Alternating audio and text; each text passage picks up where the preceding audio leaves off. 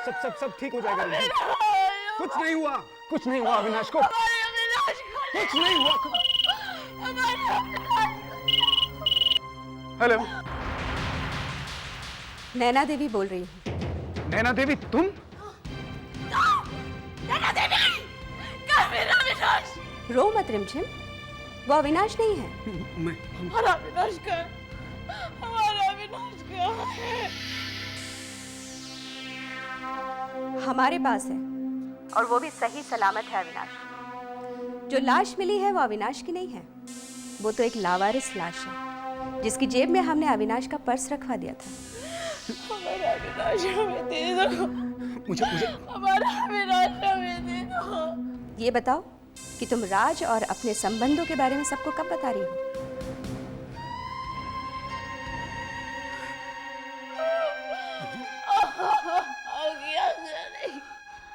Hello.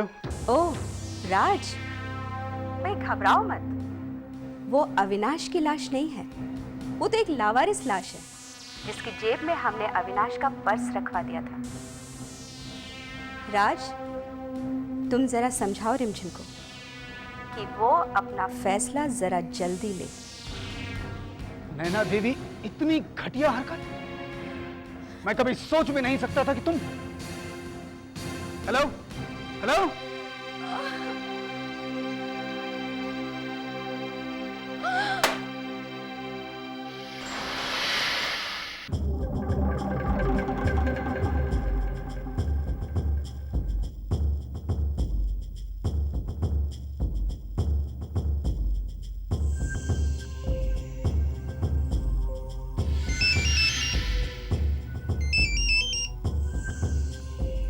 Hello, Kaliya बोल रहा हूँ। राज भाई,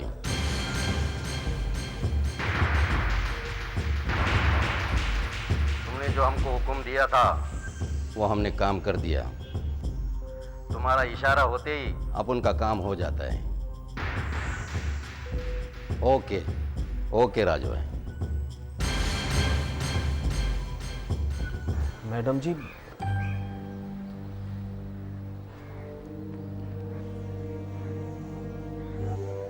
दुर्गा शंकर जी, आपके चेहरे पर चिंता की रेखाएं हमें ये बता रही हैं कि आपको हमारे प्लान पर कॉन्फिडेंस नहीं है। नहीं मैडम जी, वो बात नहीं है।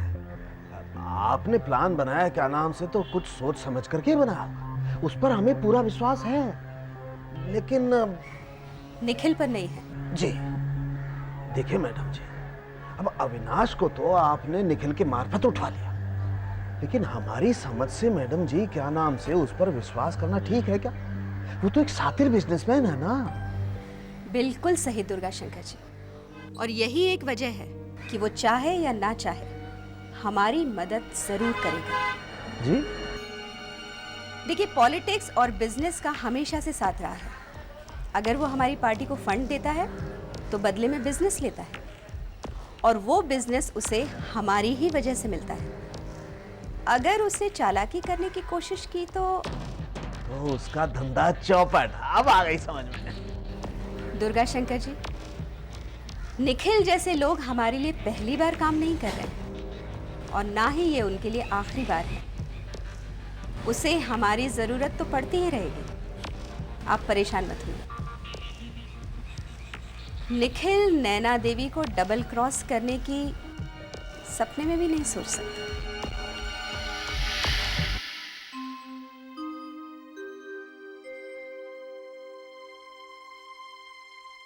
पंडित जी। हाँ जी। कुछ कम ज्यादा हो तो महाराज जी से कह दीजिए। महाराज जी, इनका ध्यान रखिए। प्रतीक बबुआ, कसम बाग के बिहारी की, हम इन लोगों की इतनी सेवा करेंगे ना कि सब प्रसन्न हो जाएंगे। आ रहा हूँ मैं। आई पंडित जी, बताइए।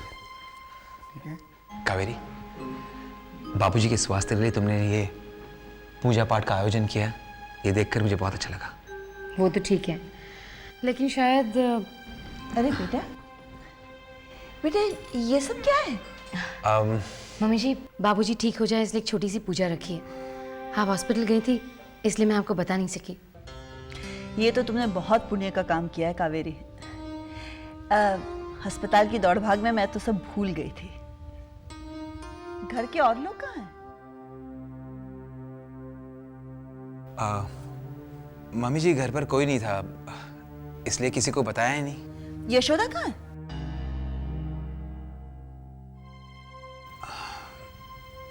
उन्हें नहीं बताया, पता नहीं उन्हें ये बात पसंद आती या ना आती। ये बात यशोदा को अच्छी लगे या ना लगे, मुझे तो बहुत अच्छी लगी। मेरे मन को शांति पहुंचेगी। कावेरी, तुमने ये काम बहुत अच्छा किया, वरना इस घर की दोनों बहुएं अशांति फैलाने में तो व्यस्त रहती हैं। मृत्युंजय महादेव त्राहि मां शरणागतम् जन्म मृत्यु जरा व्याधि पीडितं कर्म बन्धनैः स्वाहा।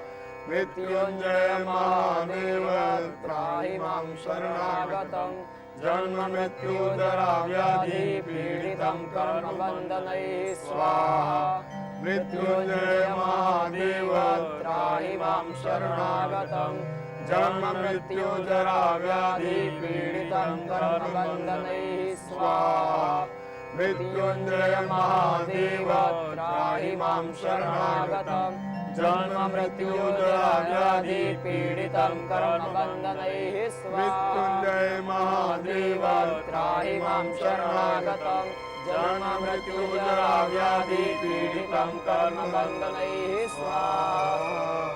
मृत्युंजय महादेव त्राहि मां शरणागतम् जन्म मृत्यु जरा व्याधि पीडितं कर्म बन्धनैः स्वाहा। मृत्युंजय महादेव त्राहि मां शरणागतम्।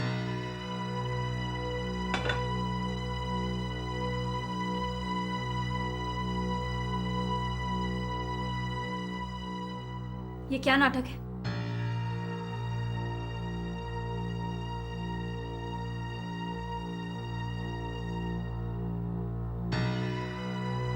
मैंने पूछा ये क्या नाटक है? कैसा नाटक? बाबूजी ठीक हो जाए इसलिए ब्राह्मण भोज रखा गया था। हो तो आपके लिए ये नाटक है? हाँ, नाटक ही तो है। ये करके तुम सबको ये जतलाना चाहती हो कि मुझे बाबूजी की बिल्कुल फिक्र नहीं है। सॉरी सॉरी भाभी, मैं जानती हूँ आप इस घर की बड़ी बहू हैं, लेकिन आप जानती हैं मैंने आपको क्यों नहीं बुलाया? क्योंकि आजकल आपका हिसाब किताब कुछ ज्यादा ही बढ़ गया है। कहीं ब्राह्मणों को खाना खिलाते वक्त आप ये कह देती कि ये फिजूल खर्च है तो। कावेरी, मैं ऐसा क्यों कहूंगी? कह भी सकती हैं, क्योंकि सारा पैसा तो आपका और आपके पति का है। जैसे बाबूजी के लिए गाड़ी खरीदते वक्त वो फिजूल खर्च था, तो ये भी तो फिजूल खर्च हो सकता है। कावेरी, तुम हद से ज्यादा बोल रही हो। सच्चाई कह रही हूँ भाभी। हाँ हाँ, बस तुम ही सच्ची हो, बाकी के सब लोग तो झूठे और बेईमान है ना। नहीं नहीं, सब नहीं, कुछ लोग। कावेरी, जानती हूँ ये मेरा नाम है।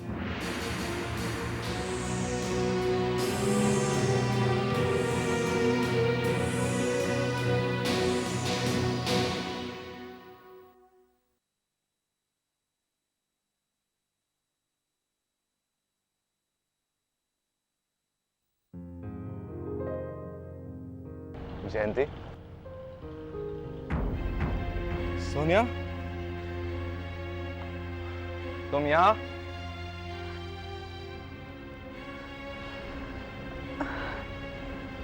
क्या करूं इंदर, तुम्हारे बिना रहा ही नहीं जाता। तुम तो यहाँ आकर सब कुछ भुला बैठे। But I don't blame you. मुझे पता है इन लोगों ने तुम्हें यहाँ जबरदस्ती रखा है ना? कोई जबरदस्ती नहीं की है मेरे साथ। ये मेरा घर है, यहाँ के सारे लोग मुझसे प्यार करते हैं और बेहतर यही होगा कि तुम यहाँ से चली जाओ। क्या कहा तुमने? प्यार? सब चाहते हैं तुम्हें। इंदर, इंदर, तुमसे प्यार करने का हक सिर्फ मेरा है और मैं अपना ये हक किसी के साथ शेयर नहीं करूंगी। तुम्हारा दिमाग खराब हो चुका है। जयंती मेरी पत्नी है और मैं सिर्फ जयंती से प्यार करता हूँ। झूठ बोलते हो तुम, कितना झूठ बोलते हो इंदर। तुम जयंती से प्यार नहीं करते। अगर तुम जयंती से प्यार करते ना तो मुझसे प्यार का नाटक नहीं करते इंदर। मैंने कोई प्यार का झूठा नाटक तुमसे नहीं किया। तुम्हें समझाने की 1000 बार कोशिश की, लेकिन तुम अपनी जिद पे अड़ी हुई थी। ऐसे ही सही, लेकिन इंदर मैं तुम्हें बहुत चाहती हूँ, बहुत चाहती हूँ, और मुझे इससे कोई फर्क नहीं पड़ता कि तुम मुझे चाहो या ना चाहो। और हाँ, एक बात मैं तुम्हें साफ साफ बता दूं कि तुम्हें पाने के लिए मैं किसी भी हद तक जा सकती हूँ। सुना तुमने? बस सोनिया बस, अब तुम यहाँ से चली जाओ, किसी ने देख लिया तो बहुत बुरा होगा। देखो देखो इंदर, तुम मुझसे कितना प्यार करते हो और इन लोगों से डरते हो तुम। इंदर मेरे पास एक उपाय है। प्लीज मेरी बात मत टालना, सुनो मेरी बात। कौन सी बात? ये जहर की शीशी है, इसे तुम जयंती को खिला दो, सब ठीक हो जाएगा। मेरी बात मानो इंदर, उसे खिला दो। I love you Inder, please. Sonia तुम पागल हो गई हो। मैं पागल नहीं हो गई हूँ, प्लीज इंदर, प्लीज उसे खिला दो।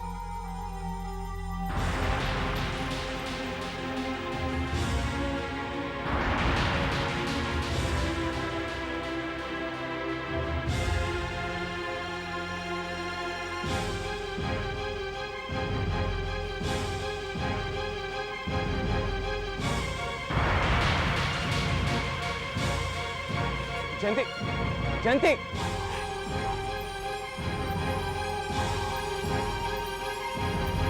जयंती, जयंती प्लीज, जयंती मेरी बात तो सुनो।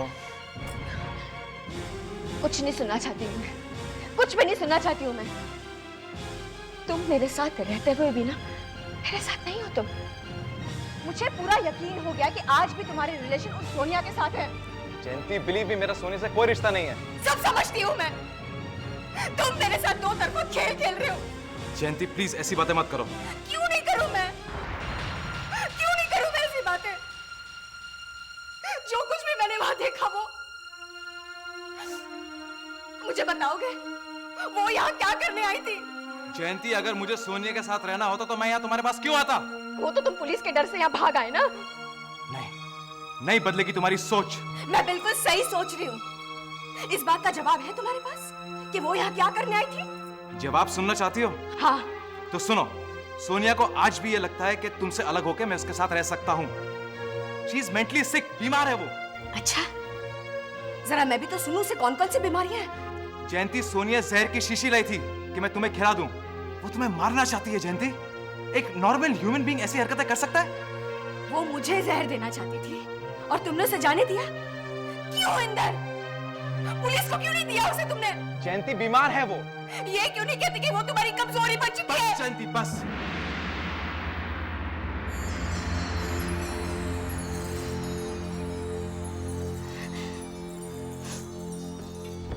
बाबूजी, ये लीजिए, सूप पी लीजिए। बाबूजी,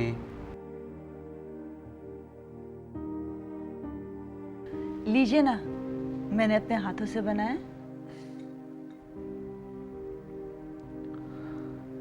मैंने कहा ना, मेरा मन नहीं है। बाबूजी, बात मन की नहीं है, बात सेहत की है।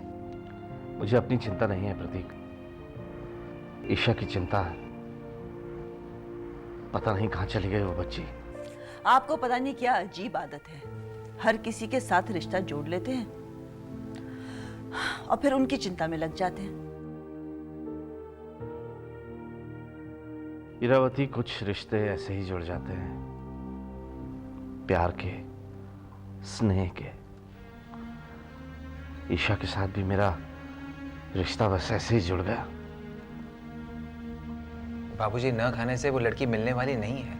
मैंने कहा ना प्रतीक, जब तक ईशा की कोई खबर नहीं मिलेगी मैं नहीं खाऊंगा। Good morning everybody. हमारा पेशेंट कैसा है? Good morning doctor. अब आप ही इन्हें समझाइए ना, इन्होंने तो जिद पकड़ ली है कि जब तक ईशा की खबर नहीं मिलेगी ये कुछ नहीं खाएंगे। मिस्टर शर्मा, ये मैं क्या सुन रहा हूँ? प्लीज ऐसा मत कीजिए। आपकी ये चिंता, ये टेंशन आपके लिए कॉम्प्लिकेशंस पैदा कर सकते हैं। आपको तो पता है ना कितनी बड़ी मुश्किल से हमने आपको बाहर निकाला है। कहीं ऐसा ना हो कोई और बड़ी मुसीबत खड़ी हो जाए।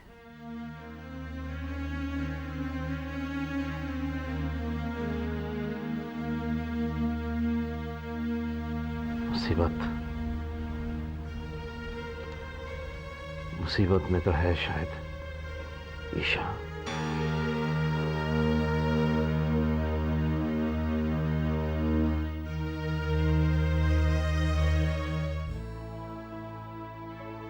अरे अब यहाँ खड़ी खड़ी कहाँ आंसू बहात है? जवाब दे हमारी बात का। कहाँ चाहत है तू? बता हमें। बुआ अम्मा। अरे मर गई तेरी बुआ अम्मा। अरे तोहरे कारण हमारा सर सब लोगन के आगे झुक गया। क्या इसी दिन के लिए पास बोलकर तो इतना बड़ा किए रहे हम?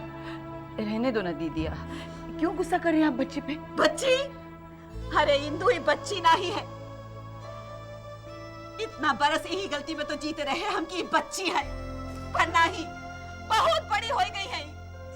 इतनी बड़ी कि किसी पर भी झूठा इल्जाम लगा सकत है। दीदिया, छल किया है इन्हें हमारे साथ, धोखा दिया है हम लोगन का। नहीं बुआ अम्मा, हमने कोई धोखा नहीं दिया, कोई छल नहीं किया। हाँ, तूने कोई छल नहीं किया। चल हम ये बात मान भी ले, पर तू का ये बात का झुटला सकत है जो राज ने कही है। अरे जोन राज के भरोसे तू अपन आप का बेगुनाह साबित करे वाली थी ना, वो राज ने भी तो का गलत साबित कर दिया। उसके बाद भी तू कहते कि तू गलत नहीं है, तूने धोखा नहीं किया है, तूने छल नहीं किया है। ठीक, हमें तो शर्म आती है सोचकर कि फिर माँ की बच्ची का हम अपन छाती से लगा कर पाले। बस कीजिए ना, चुप हो जाइए अभी। अरे कहाँ चुप हो जाए? तू हमें तो भाग फूट गए, भाग फूट गए हमरे। रिमझिम,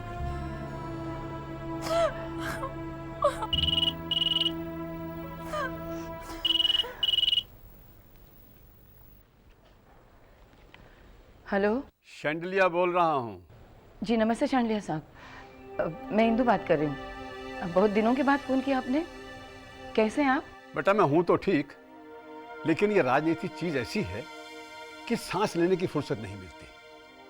अच्छा ये बताओ, हमारे शिष्य भवानी कैसा है? भैया की तबीयत ठीक है।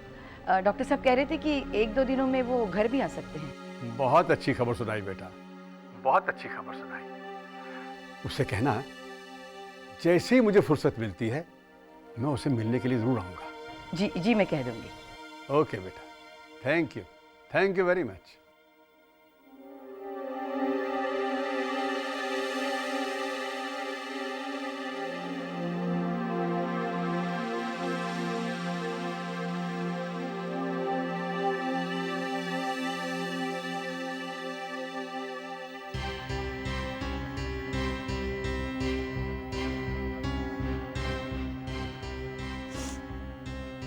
हेलो हेलो शांडली जी।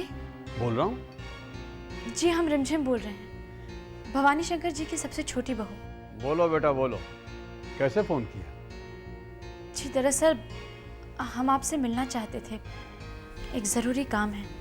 मुझसे जरूरी बात करनी है तो बेटा ऐसे पूछने कौन सी बात है? घर पे चलिए आओ, बात कर लो। Thank you sir. ओके, अच्छा बेटा।